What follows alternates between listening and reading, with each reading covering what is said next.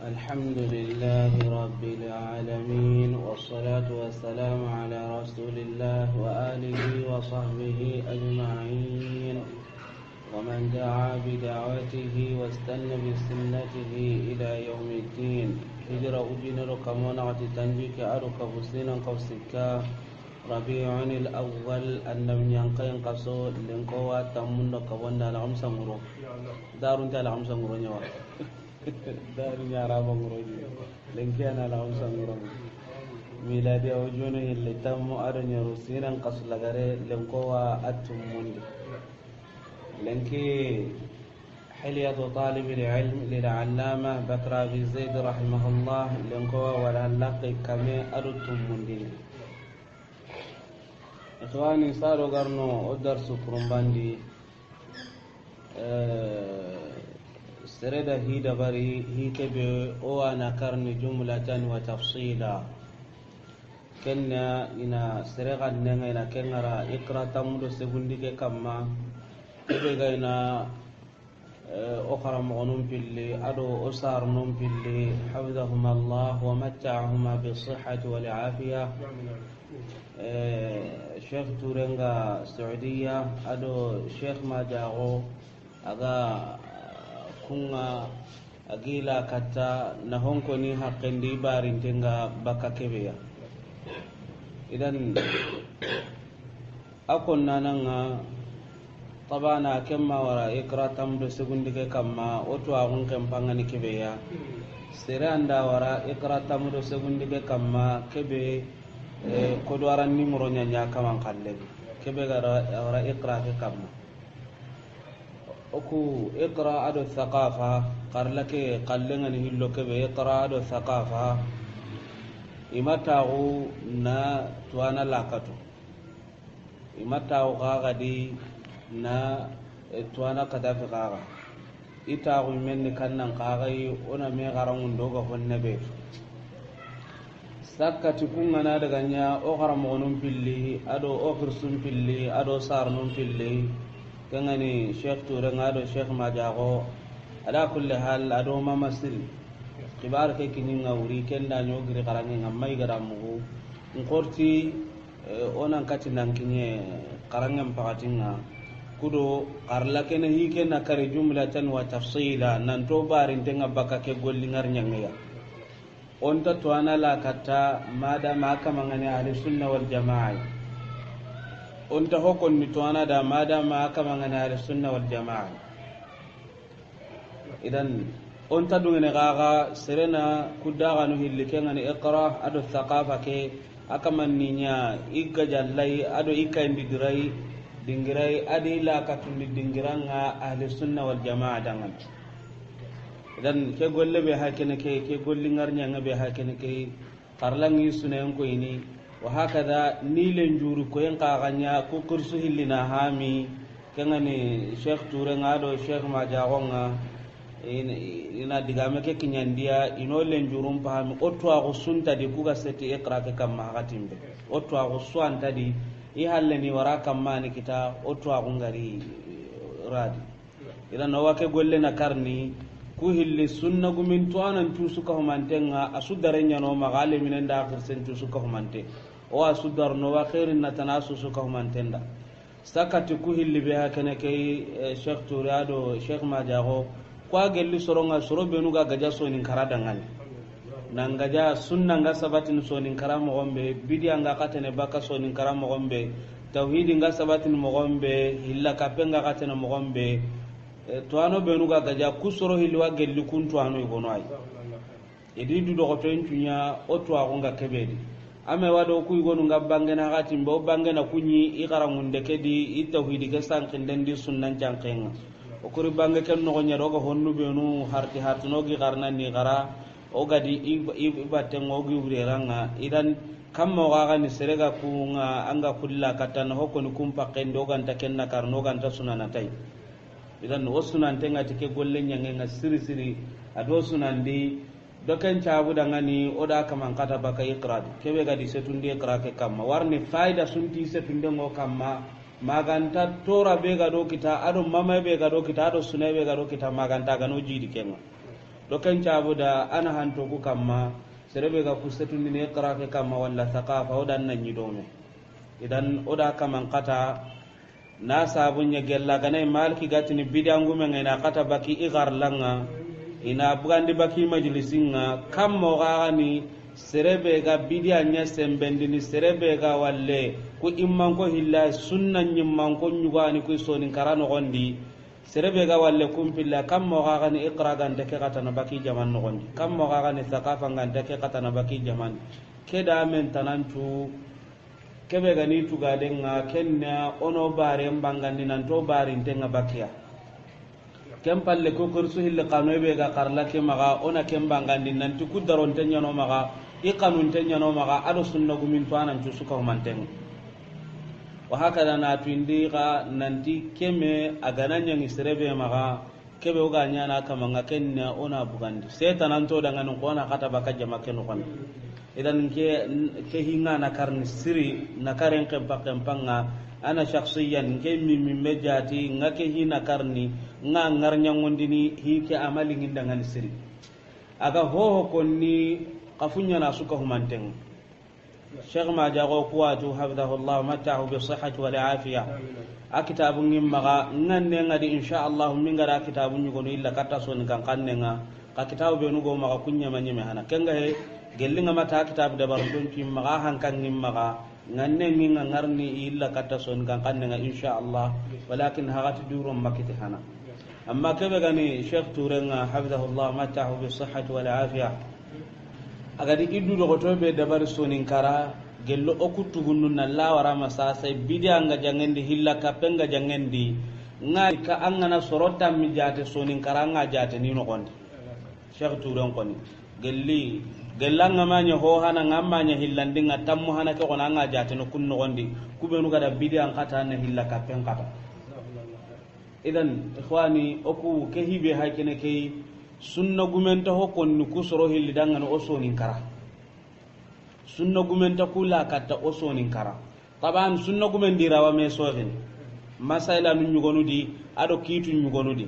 aganda me sogi kenne anni menu khiri an khirsunya ni an karam gono ani wa haka danga khinon qani dinan nogondi an charno nyani alla wi me khilli telefonga gelle andi gantame kamma shegi keda ke hami kunda gana tida hami kundwa idan agawame hami ni sawaban kamma sunna gumen dirame sogini ko sunna gumen do to anan cura game sogin mo gombe makam mo amma ngani meno gari juri aga gana masala agawame hami ni warni kunna sawaban nyamundu nan ken kaga muru honne sawaban nya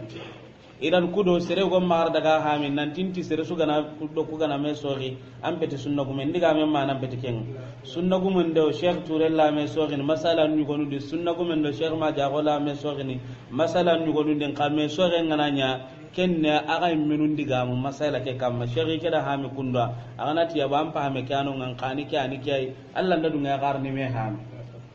walakin amma nangare ku sorokoro hille okumaga na kula katu odanke daga kamma agel honga gadin tunan disiri lengi mu mancu ngana simmai mamay ninki tinton do men asiri sunna gumen cu suka human don ta dungene tay sunna gume haqiqan ta dungene na hokona men tunna gume danga dungene tay anken nan payndi dinga kebe gada ke qarla qini hagati dangin to nyugay Sheikh Harun Kamara hafidhahullah anta to sasa na Gambia ma wa Saudiya ki hagati gumana anda to Gambia de yani Gambia anta kanonga kita ada kul ha Allah kana to islamin dangan khairiya ka hayni Sheikh Harun ga sigi dingira be akama njomme na kane kem pakatinga maga konna dangan nanti kitabun ni ko ayo kuga de sharu so ngan kanne danken kada mani da barki mama kon kundwa idan sunna gum na kunna kem pakato kuma se hemme amma jaman ce he na sagandanya kaman kamma aga da karlake kadafi wa hakada igonu ni kannan qaga Sheikh Harun Kamara nan bugo ndum yel goni wado agiri ni du dogo ten dabari kennu fa hibe gadin ken nyagalin disiri idan ni gana ware sunna gume be bidangume bana ngana kate duna bidangume to anyana ga jalle mai kam mo ga gani hasan nim pi he to ngunde man denyen igana kato oga sunna gumu ya mona to ngunde mana to ngunyi da warni ntatu anu kula katati ho ya maganta to anu kuga kirnde nyana kata kebe ga kella kata mo gombe igana hoko sunna gume ndanga na ureni na mundana sunna kya gaja igana hokko tauhidi nyammen danga na wureni na mundana tauhidi kaga de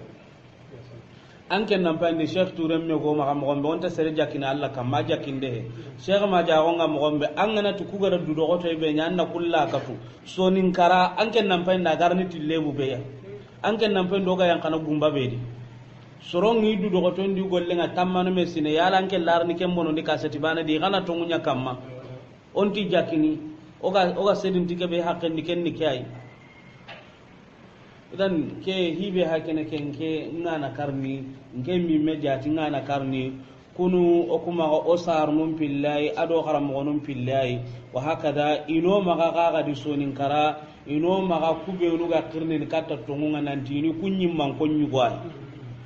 wado ino maga tauhidi nyammu nyimman konyu gwai ino maga sunna gumu nyimman konyu gwai ino maga bidiya nga jannano nyimman konyu gwai ino maga hilla kapen kaga ga jangano nyimman koy gwai ino maga lada buru nga jannana nyimman koy gwai idan on ta dungen serndam binne suda an nganya ho hondam binne annan kati kuya iqra kama walla thaqafan kama man tuga de nganya onan kata bakadia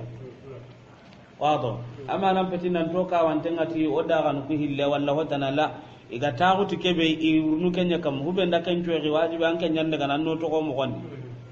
idan ke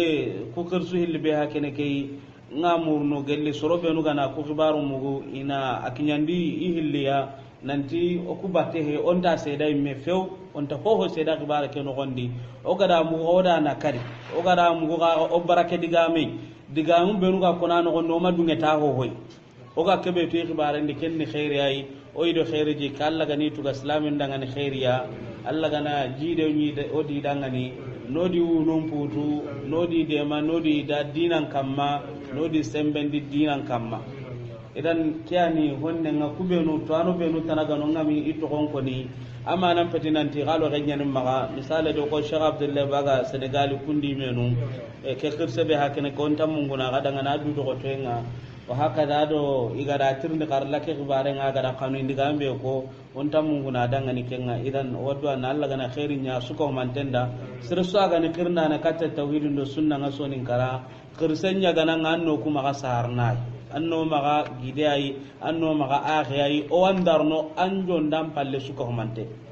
odan katinan diga mu telefon odan makatinan diga mu telefon nga andaron ta ko maga Allah ma kitay nan to dan nan diga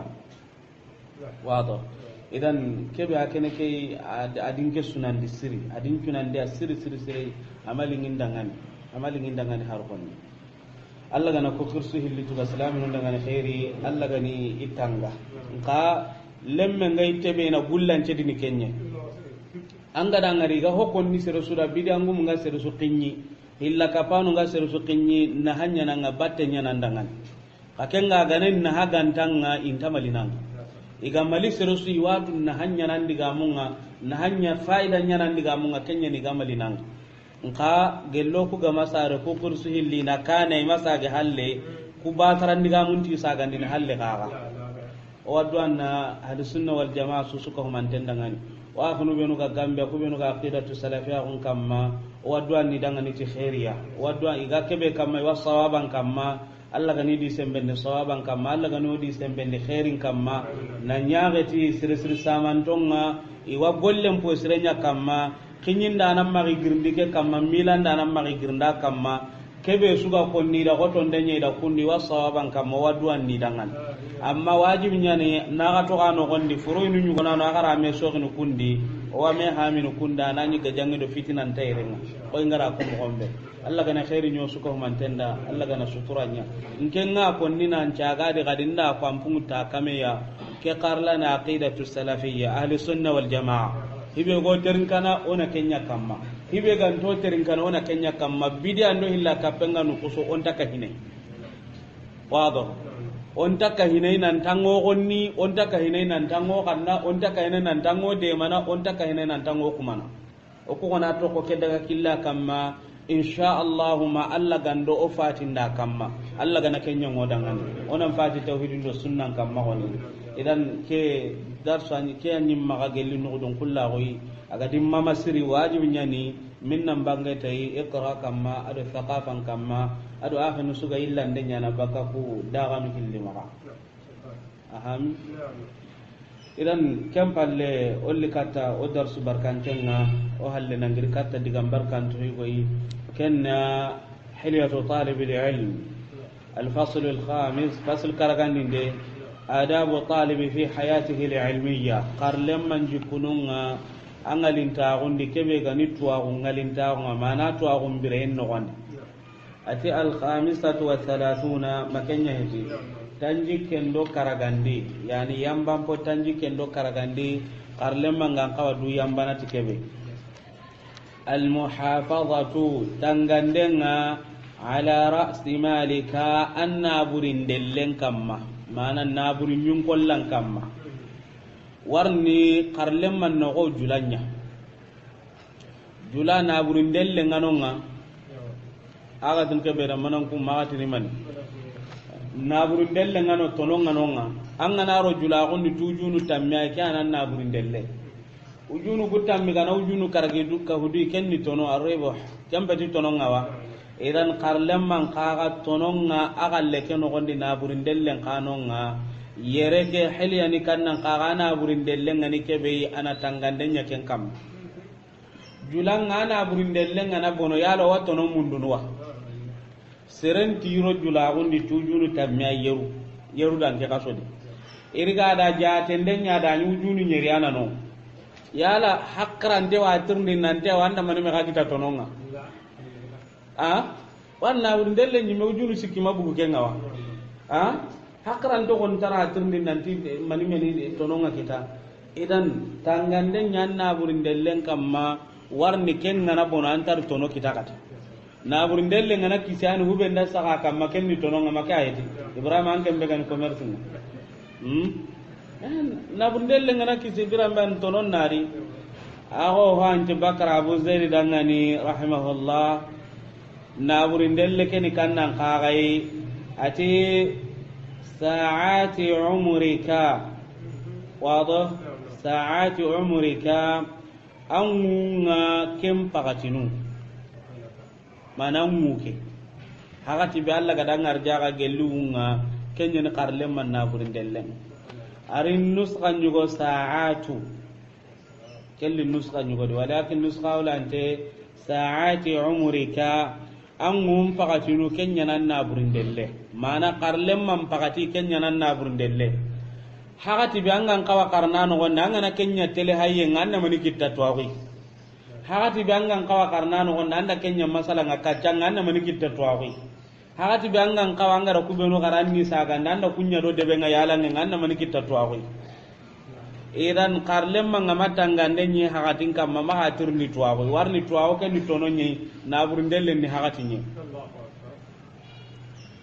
oy gonu ngadi am pagatim mo gonda ngani himi gonu lingandangi to kono nganti haramu nandu kamari warni haramu ngilli allah anke lanto haramu angi to kono i gonu ngada ngani ne ga warage ke tayke allinga dan kaga hagati benya na wa inden dai lan ko pando ina ngati ni ke hagati mutta atini tamin kana nyama harami du kamade andata haramu den na matungu ko kengade ada gantenyen tayke goni wada walakin ikhwani awalla to ne kudo mani ya kenda ngari awo baki hakatini tanan kaga maganta ho baki hakatinga kenga min honda kai kwa ka ku ho honta sirwe ga min ne alhamdulillah Allah da dengan do dangani ona mini waba walakin ngem me shakhsiyan nge ta min nanai ngenta minni na sabu nyange sukulante ni gollem mo gonda serbana ngolle nge kana tinnim pakati ke tay mine hakati mbugadi lantari ngollu dabar warna ka ko da ko tanke nanga gidin tabani kan on cimmanda andanya hari lere makata lere anga kenya na tasiko ke maganda mini tasiko hillo sasa hillo ke kay me hakatu tunge ka hibe nyana kenga nga kenya na hinu tanay ngollu no gondi warni serbana nyana karlan kibaren pay an karen kibaren pai hajunu tana haikene ando dunadun kon na serebane Allah gana ojidi ya rabbi nke ranta miniti mane hakati timma amma ta haramun tendi da daga tenyen wado ka hakati tinke maka warni ngana to corona da Allah wa ngana rindi sasa seregan tano aga da barni da kona da barni nyimme warni pakati ke maka idan ngera to kono ma haramu de nganda to kono nganda min wada maganta ngana daga dingira ni ko ngana saka mo inda kini nganga min ni kenni warna halale nyani walakin igwala to ne am pakati mo gondangal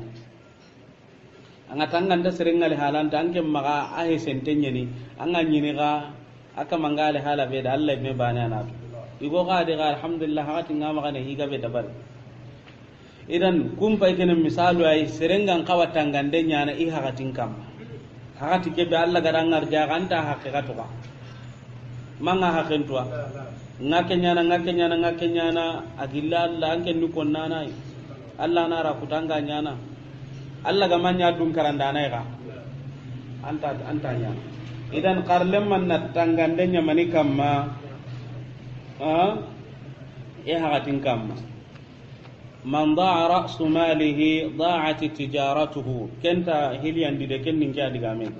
yemme be na burinde lenga na yebebe aja gunde nyebebe anna burinde lenga na bono anja gunde ma bono wa gabe hay bitiginun di tabal nungal lamani ni qalun nga bono ani iganta kano kita iganyuno hakati be ni bitiginun di anke ni bitigin danga tu kana qalun nga ma sasa inda kano ibono manna no anna bitigin ngalla de manga nyana masala ranga kya igene anna burinde lenga bonota anja gunden ka bono karlem man ka hakatinga bonota to aw mundem bono karlem man yang kawa hamminiti hakatinga siri hakati ke gay to hotane anyi me ana ampakati ke hoyni ngakrana sakan nganar ne lenga ngada karla ngama sako nganjan ngana gir karla nganari o nya kamana onda nya kama warni hakran tempo gabe ada anta nya kama nan chaku kemba tedi anta dungene kenga warni kemma nya tanci hanyi me hana makammo idan sado nga saka hatimbe nan kawana kyada bari ngatai minni misale daga warage ke idan nin to kote ke minnen de ngin kita bentin ton di nga hayni honne maka he tay ngana nyi nyamene kenga nyi nin dingal halaka be ngara karalen kinda ham idan kempal lella dalla ya honne fajirin ka ne ngana giringa Allah ga dingar jaga arkam pakku be ngara kuncalli nasa gande nyi hoga sun kai honne na daga fajirin caldranga Allah ga ningar jaga kempal lenga nar nim mo gonchuro na daga sakandi idan ngana mam gonchuro de daga na ke hate be hakene ko garam mo goda ko nin daga na ti ke hate be hakene ke atanga da ho do min da do miniti ken angana da ko gore ka do min ada do minia angana do yanya ko ke ka do min ada do minia ka ma do ken do min de yanya ko gore ke ma do ken do min angana do hakke be ka do min da yen igwadi sasa kundu agana sago asalla hatinga na kinye walla kenga abbati hatinga na kinya wagin serda ginna magna hakati ke ga kinye ta wagin aga magri ga ga ndato sakani ya ko kwa ga tun tagen kene de magan kano ngawa warna adi hate ke do ka do igo ga di ken ko ni odi ga dambuno nan dangiri anano ade Allah wa girni baka baren kamma idan anke nyimmi hakrante hainde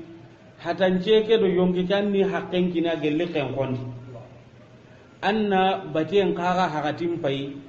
arangi ke ga baten no gonda anna kun ka isunta me bonondi uroke no gondi anyi megana hay igonu nga masalan sasa na to gelle nya kamanga o kuma ga ire nya kamen ko ni na to me ganche kuma kunni nya ma ga tununye a masalan ma me ganta mundo bane walla kenga ma me ganta mundo yulla da leer nu man me nya masalan aga ben pe sasa sasa da kan tunya masala na sasa andara ga bira me yimo ko surondun di ren ko sasa ngana kem mbugo odo fajirin daga nyana man ta to ko ken kamallati ni na kenya ntunya kam mo nan caga na urdun gille nya ken no gondi walla na bate gonya uron no gondi walla nan te karle man nyari ngiri ni e ho ka sunja ga dikella wanyana anna saga andara ga kira saga dikella wanyana idan nke be suran to ko mo kay warni hakatu na wote ni ko jagate ngara ko mo mangane to ngun kam maitina mo ko tenyin nke way bande he sadi ngada gana sado ngada gana hijunga saudiya sadi ngada gana hijunga 2003 2003 onya urondo masalana ndin ko on kuro masala le mo masalana ora taw yilli sikki girndinu won ogara go gari e wanti sasa kenna ni bugumba siniraire yonti duramba se urdu masala ke bo ga inke buga dide ngana nya matan caka aten taka gille ron taka mas iti maninti mabuta ore mawo mbuga di atanne ana hantin kamma oga kebe nyen ma meken tamundo bane o ya honga karangen tar allam bin ko ngen tar faida sun tadi akun nagiri ma kanu kunna kenga ba mbuga di sasa mbuga di oda nya kunnunga ibu gombari mata illa karama bita sikani ada nyinda lakendere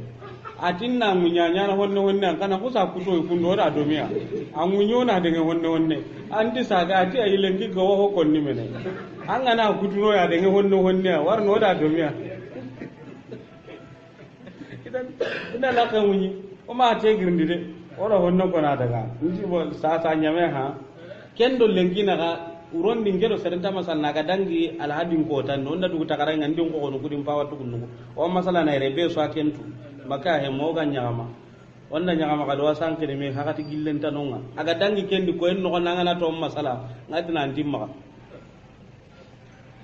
kolla na tinawu je do giri karanga ngiri ninge ta ko no ro masalan an ngana ringati newa masalan dinge makaire an ngana ta te ngati ta te min mukenya gana ringati na te nyokum pai kene kompe pai kene lakenga anya nga bitigi su ya tenga gan tenga di Allah sarbon ko bona katino gore nyawa anyi meni kumere anni girndi ho nge gore ke amma ko kinu kuma te ganga nge ay me mate ganga tenta min anyeme odu dakarange ngande ngolle nganyeme anyi mana bakandu ke ngo suni ke mo gada kan ngeda nya kundu ade nanti nyambi maka ko ni Yusuf Tunkaruno ya kene Gambia makay kem baga na dro ke gorna anti ni Pakistan e ngeni ndi mbuga di kama ki nyinga urondi lahi dan urdu masala ke dangi hakke igonu ngadi ni gillana daga masala makunda lata tanai ida kirse ko ni ndati ti gere nyani kuma har kamme nya ganari ta ti ga mara ga turu no iran ta kan serentano de kamme nya len kai ga mara ga turu no iran ta kan enti ko jom idan ke urdu masala be hakene ke har nanya kantu buganda ho ga ba gille barni igonu nga iga kubenu ko ni meda ngan no khairin ti digam ko ga be idan ke manan betin nan tinge ta haramun tanya ni de makya hedi risala ngumen ko ni da kono dangani nan ti sa ko on pallama ni tenni a ko ni tanya de ke ko ni risala ngumen da ke ko ni mai singo su da ke kara amata haramun tennen ka ta ko ni ten ko ni war na khairin nan loga agama fajirin dangin danga su an kan kawa gillu be no nyana urondi gelli batu awa kun dangin dinang are la de haqqin nyana ho mi tanji ke mi tilleri kenga sen kamonda uyo ya gonga ha e ke sunge do gan konya dankel laga be ngil laga na ke uro marwawa idan ako galle ke konne amma ngana ya garun turndi kunya na ke sun kadu masala konni dinan da su ko manten warna anke na kira saganda an na ran daga karlang ana giri karlang an daga masala ran an na irna an koren kan anke ndo kunna mani kon agana me ha mini manidi ha ya masala goro woni adiga afaidan nan logade afaidan na ayo hakke be ga kadi ayo ka me ga gemadi kenga ngege har nan ngane kado ndordu masala na de o ngaru dakarangun de ke o ga sanki me ade mahaju ganin dan ko ime kenga he nganarin komponne ke dia kengin baka uroke ke bakken kengin baka ma fajiri ti Allah dungenga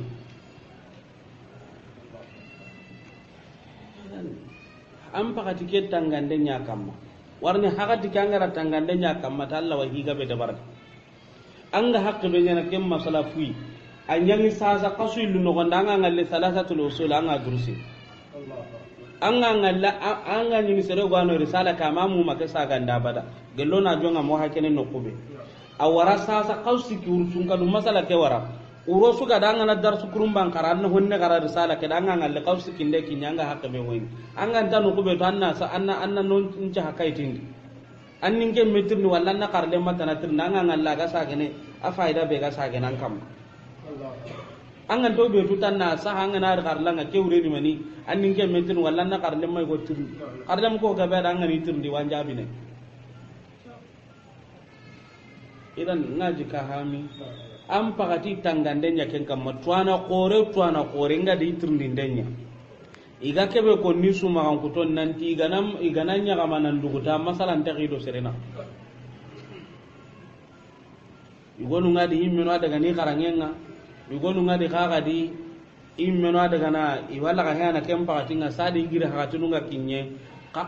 tuana kore nga da trindenya nga ni sunga nga ni nyagaman palle masalan ngana hedi tuana kore nga da trindenya anga nyini ke mogana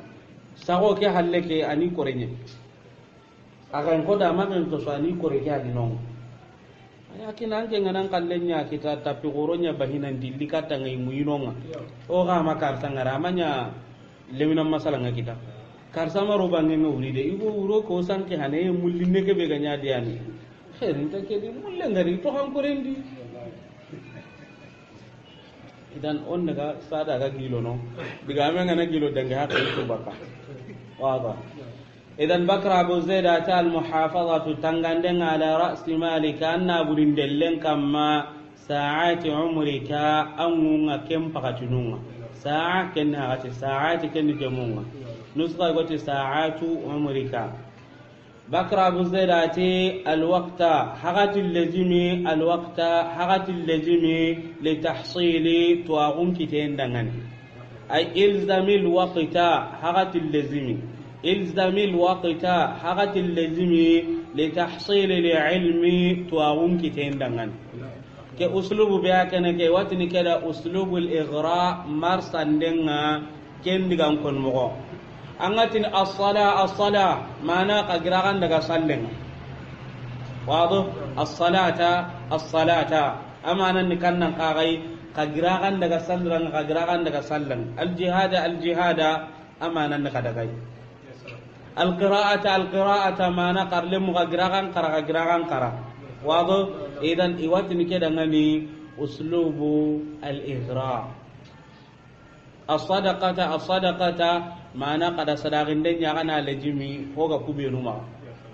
wado iwatin keda al-ighra nahu ndi wa babu manyartin nanti babul ighra'i marsan den akan babu idan anna hoykertin kundwa mafulu bi kertu kundwa wa hakada mansubu an ga bana artini al-waqta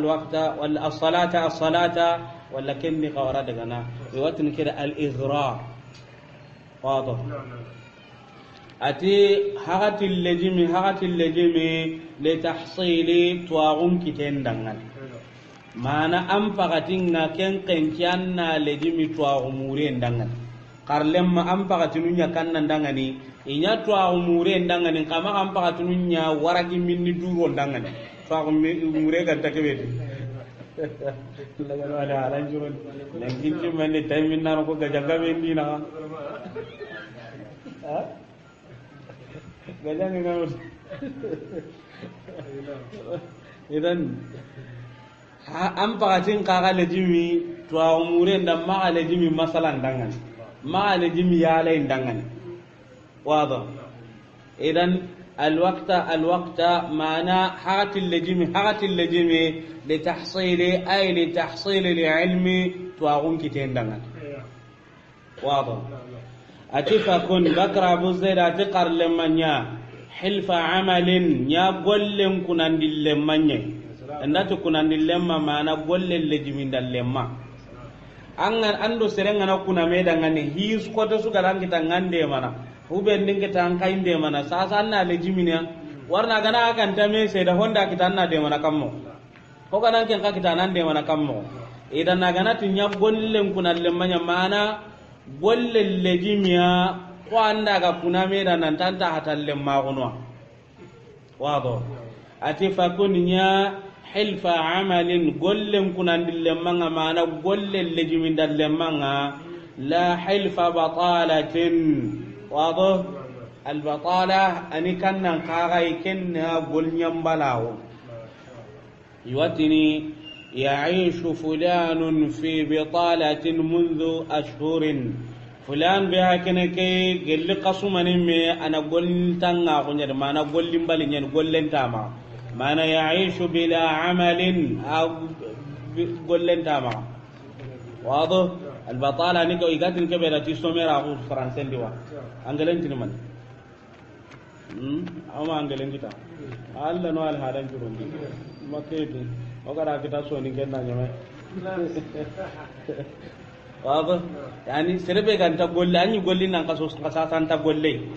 walla gollen tanke maka ko anga gabe ngalli kara kay tunu be maka ka gollen ti maka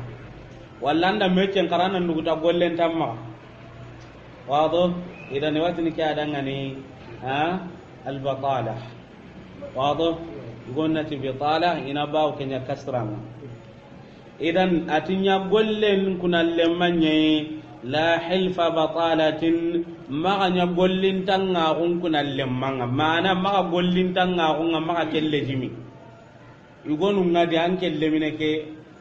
anda hotu ni yani tunga ke akenta ga bakara karangillan tan jogodi gollin tanga kun ta martene renga tunga ke anga ni anken care nanya ille ngana kararni ta gampa wa bitigilla ke aga masala na manelle nan koro nan kara ngenda bari na to ken ta gedi nallina lobiti ginda wa ken ta gedi man pa wa ga baka ko furum pallange nyime ga ta on ma ga to kon to ara nyanta to ya hi bitigin binu ngano ko beta man ke nyime garni ta ko erenga maka aheti gellis aga nyirni sigam pa wa me menda ga utuna kinai lagarun ngarni sigan ke nyimme me adi na utuna kinai alla gana uki nei an kan kare me arni siga ga imme warna ma bara golle ni anga bara golle nga lagande anga kelle jimin anga na bara golle nga wati ni nan kunna ngara ga nan anta brene hanke yo soro gona da angin ngalli tunga ke ti gollen tanonga tammane me sino gollen tanonga yala gollan tano mi mamundwa mi bara golle nga anga ta nillu mun gollen yana kiyano ko hatam min ray me wa halen fiya an kentina sasa ibrahim fi sura bitigin palle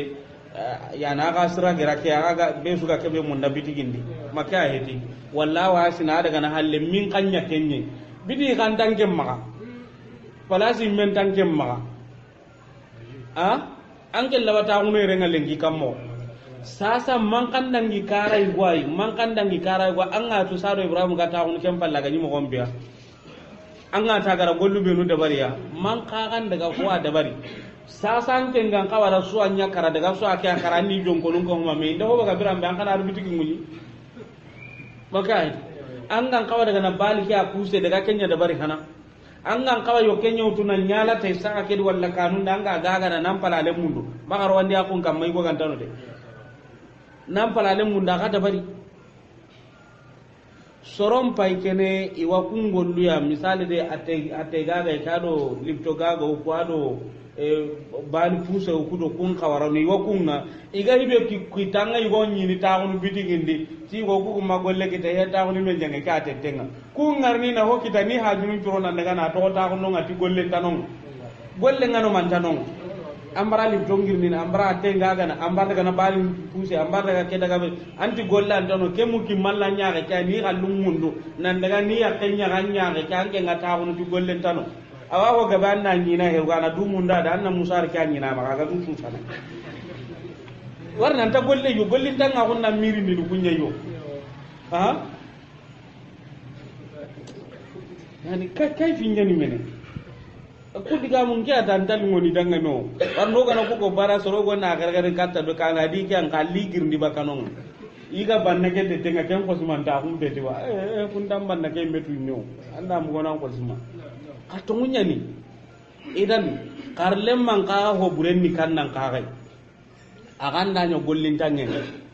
karlem man gollen ni kannan ka gai daga karlan anga kebe karnan na saga nanga ko kebe durusi nan na durusi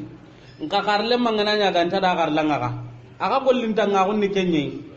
karlem mu igona do ku itu isarno wali gidanu walla isumpo ina ho honda minne to gani di igande ho honda minne kai menu ta da karlang go iga gollin tanga ko betikewa igana ti ido hubenu kada do me kunda to ahun kita yale kun karati ni kada to ahun kita wa warni mamu ndanda mu gina kita karlem man ka ho buren ni kannan ka ganta da karlang karlem man ka huburen ni kannan ka hanga kin kawa kebe saga ni nan ta saga ni karlem man ka ho burenni kannan ka gangan ka ke be tanganangan ta tangan nya golle le jimin dalle manye maga nya gollin tanga golle jimin dalle mang ahami ati wa batrin aro dundarago mana kibor aro dundarago maga nya ken ka kunandille manga mana maga nya dundarago kalle jimin dalle mang warna angana nya dundare ngangan kawa karna serebe angati ni ayi ken ko to ke karangedi ay ta ko ke me gurewa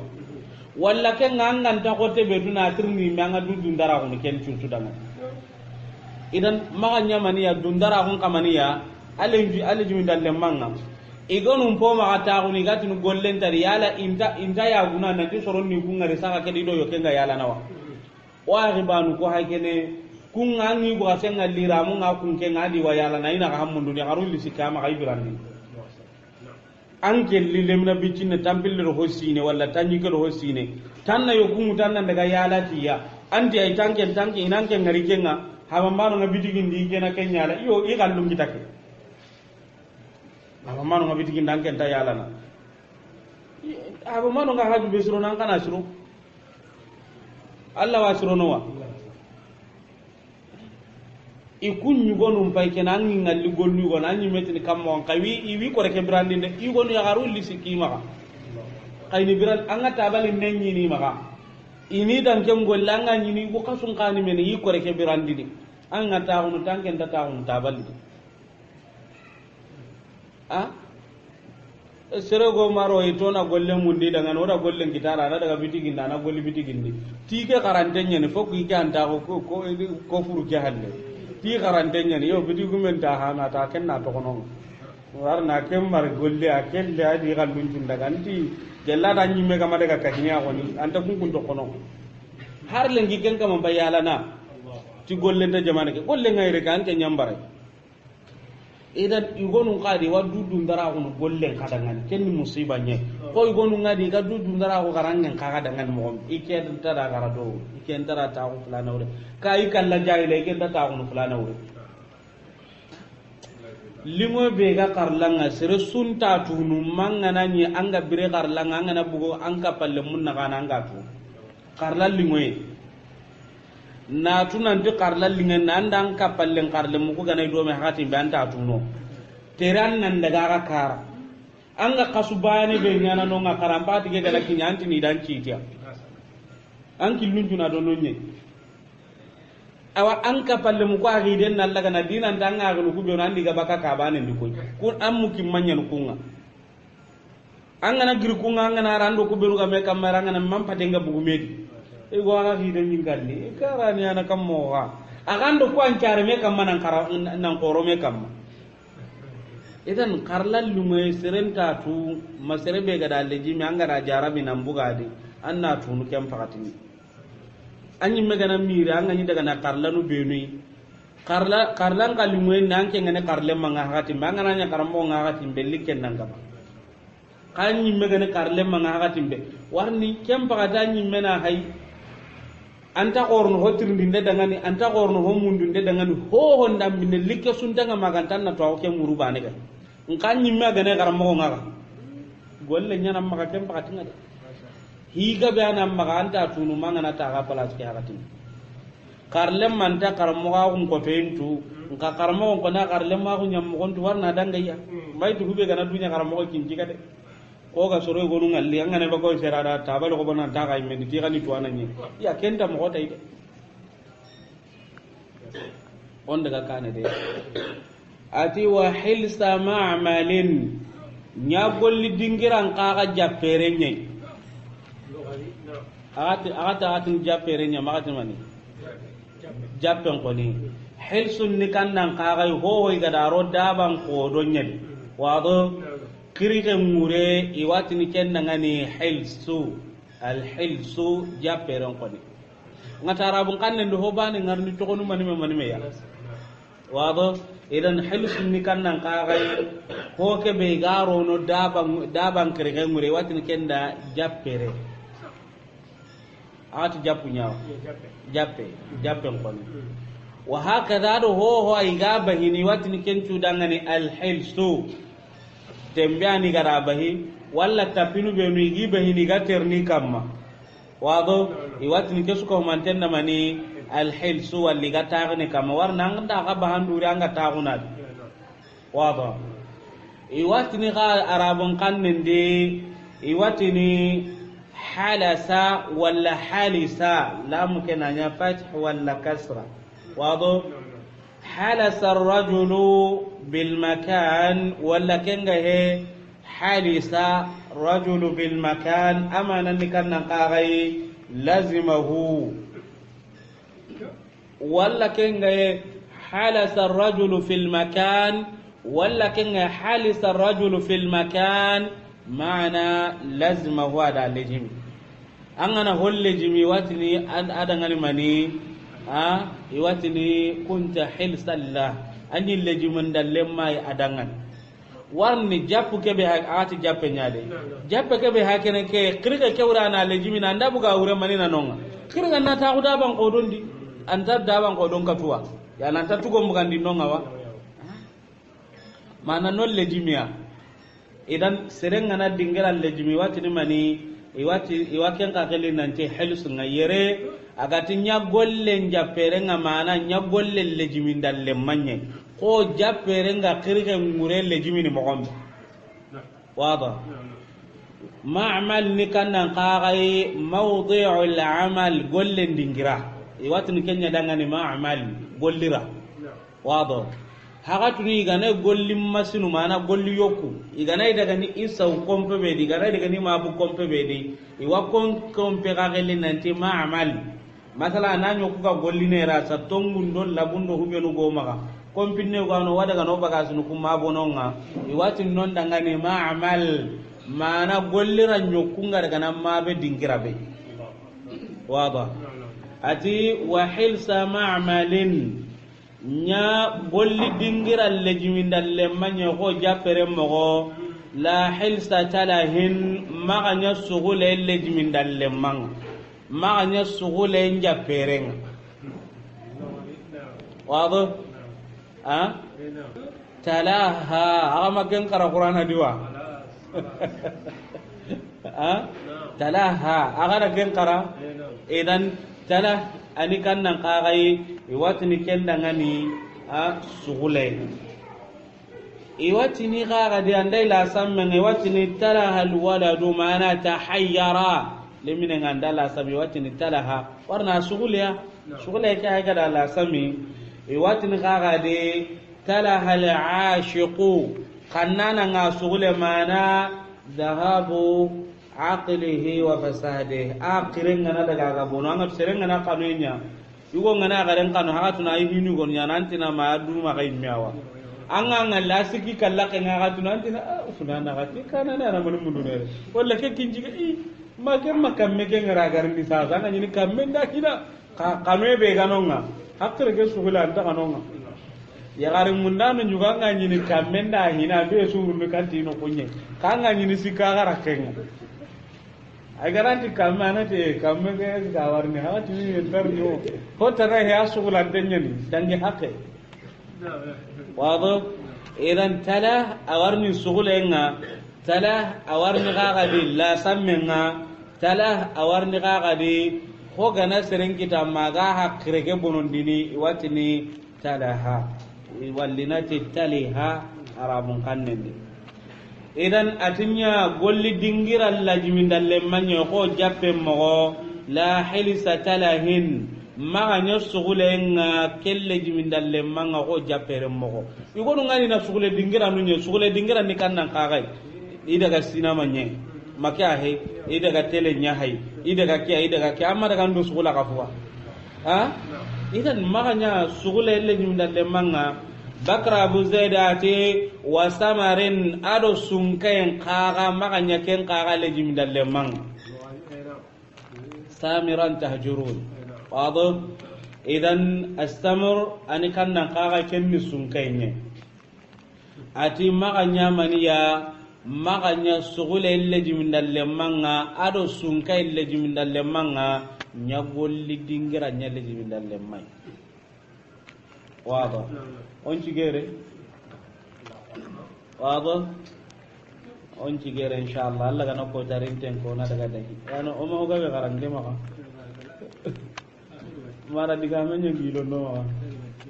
khair ga Allah gana khair nyo daga Allah gana sutura nyo daga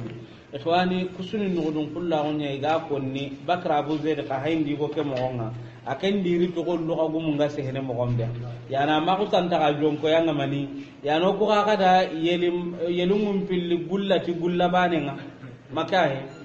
to agun no ko se haka ma gollen ka no ko se haka ma dabe hay kene karangante ranken nyare men ta da karlam dabe ga hay gollen ta ranken nyambara gollen maka ayati idan oda yelum pilli sediti manati gullabane nga agara kubenu ka alwaqta hakatil lejimi li tahsil to amure ndangani fa kunya hilfa amalin gollen kunandil lemanga mana lejimi dal lemma la hilfa batalatin ma nya gollin tanga kun kunandil lemma mana lejimi dal lemma wa batirin adu dundara ko ma nya ken ka kunandil lemma mana lejimi dal lemma wa hilsa ma'malin nya golli dingiran ka jappenyai mana lejimi dal lemma la hilsa talahin ma nya sugulayen ka lejim dal lemanga aja perenga wasamarin ado urdun tunkai wado warna hagara ku ho ko nu kusuna manya karlem mangana nya kemo godi karlem mangana nya karambala wanda kenya lejimi dundara wanda kenya lejimi wa hakada sugule dingira no anda kunya lejimi sunkarano anda kunya lejimi anda mane karna anta karna kati Allah gana khairu nyoda ngana Allah gana sutura Allah gana jidi Allah gana la garun curo sere suga karla ke de man Allah gana kamande mana kamanyida na kaman chembendi Allah gana khairu nyangodi dangane kubenu go de manati hakra sere Allah gana isem bendi hakra sere kamma ni sabati nda kamma Allah ti igir nda kamma kubenu go de manati duwa ngana Allah gani duwa munjabi kubenu go de manati nabure ngana Allah gani naburu jidi ne kisi naburu bonna ne kisi fitina ne kisi balawya karla ke timme mo kiti sere Allah gana kenyo ngoda ngana karla no kuindi ko man te warno ma bugo ka sende ana ko ka sa Allah gana hinne ondo dangani Allah ganta o jaraba no wala rabbi Allah gana karla ka sike musaqanun no ondo dangani karla kurba ka be gana Allah gana timmen ka gana ondo dangani Allah gana khairu no dangani Allah gana sutura no dangani wa sallallahu ala sayyidina Muhammad wa alihi wa sahbihi